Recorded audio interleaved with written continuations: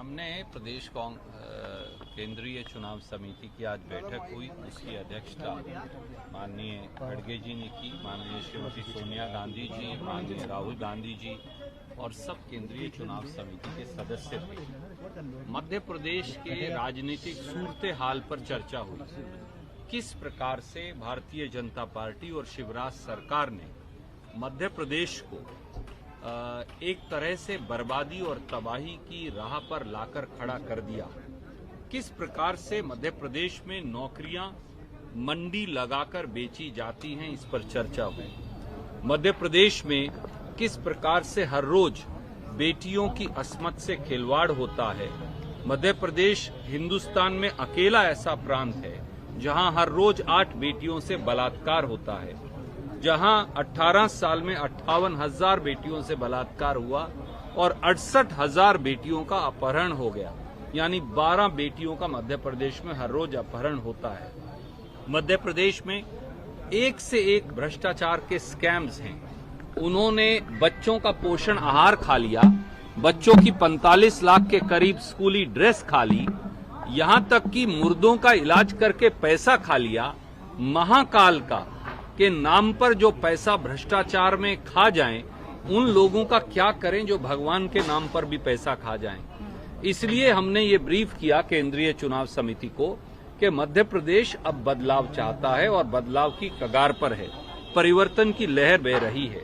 इसीलिए घबराकर हमारे प्रधानमंत्री श्री नरेंद्र मोदी जी ने तो अब शिवराज जी के नाम और काम दोनों से किनारा कर लिया है। वो तो शिवराज सिंह चौहान का नाम लेने से भी कतराते हैं। 18 साल में एक भी ऐसी स्कीम नहीं जो प्रधानमंत्री वहां आए बता सके जो भाजपा ने लागू की हो।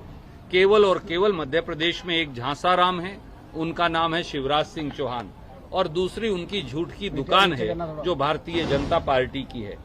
इसके बाद केंद्रीय चुनाव समिति ने सीटों पर चर्चा की।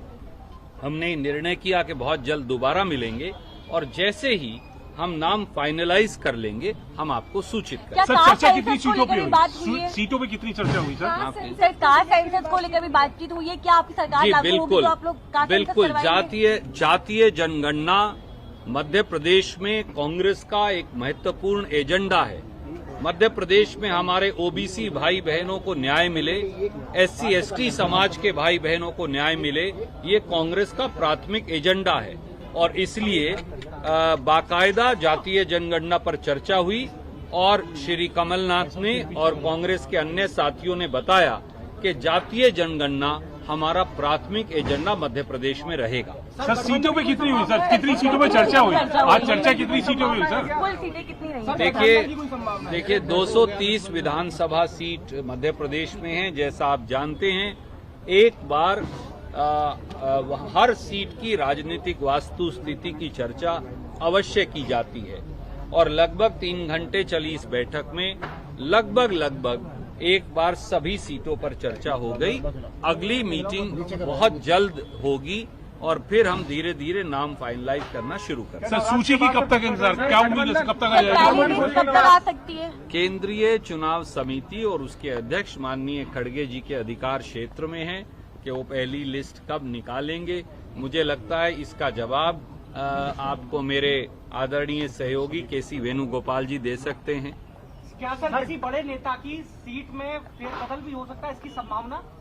देखिए, किसी की सीट बदलना या देना मेरे तो अधिकार क्षेत्र में नहीं, परंतु जो भी यथास्थिति है राजनीतिक हमने वहां रख दी। हमारे नेता आश्वस्त है जनता के आशीर्वाद को लेकर।